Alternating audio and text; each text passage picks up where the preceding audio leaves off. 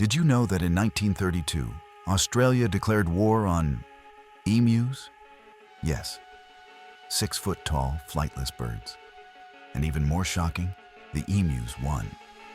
This is the true bizarre tale of the Great Emu War, one of history's most ridiculous military campaigns. These towering, flightless birds were considered public enemy number one. And in one of the strangest twists of military history, Australia lost. This is the bizarre, true story of the Great Emu War, a tale of soldiers, machine guns, and thousands of birds that refused to be beaten.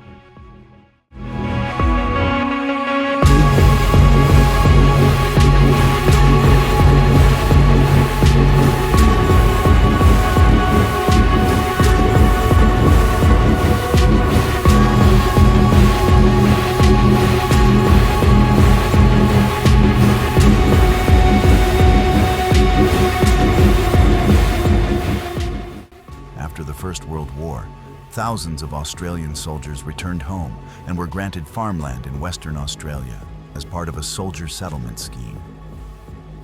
But the land was dry, the climate harsh, and the soil poor. Growing wheat was already a challenge, and then came a new problem: emus. Around 20,000 emus migrated west after their breeding season, drawn to the farmland with its water tanks and lush crops. These birds trampled fences, destroyed wheat fields, and left farmers on the brink of ruin. The farmers, desperate to save their harvest, appealed to the government for help. They didn't just want permission to shoot a few birds.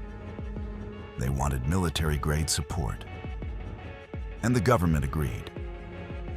In November 1932, a team led by Major G.P.W. Meredith of the Royal Australian Artillery was deployed with 2 Lewis machine guns and 10,000 rounds of ammunition. Their mission?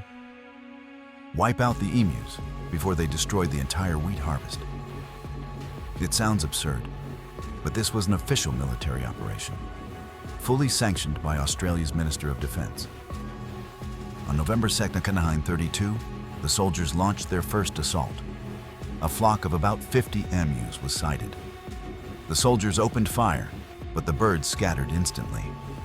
The emus moved in unpredictable ways, zigzagging through the fields. Their tough feathers seemed to shrug off bullets. The soldiers managed only a few kills before the machine guns jammed. Over the following days, attempts to ambush larger groups ended the same way. The emus outran trucks, dodged bullets, and seemed almost invincible. Determined to win, Meredith mounted one of the machine guns on a truck. The idea was to chase the emus down at high speed. But the truck couldn't handle the rough farmland, bouncing so violently the gun couldn't be aimed. The emus easily outran the truck, which broke down in the mud. After this, the soldiers tried luring the emus to water tanks and ambushing them. But even then, the birds scattered faster than the gunners could reload.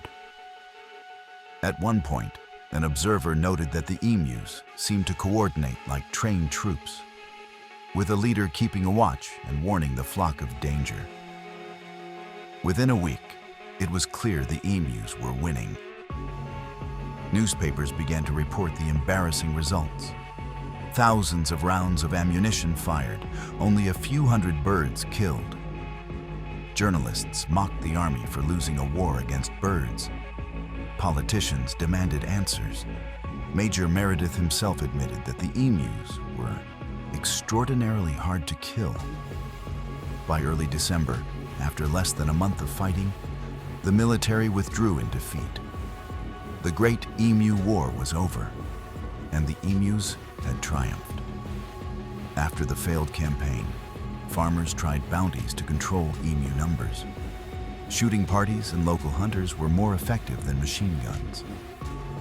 In later years, the government funded research on fencing and alternative pest control.